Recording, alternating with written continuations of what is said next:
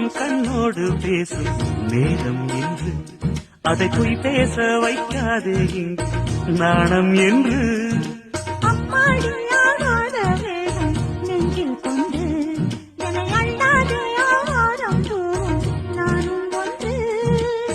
கண் வைத்த பின்னாலே கை வைக்க கூடாதா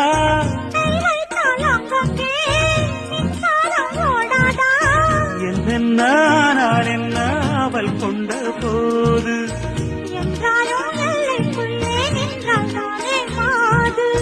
மார் மீதும் தோள் மீதும் சாய்ந்திருக்க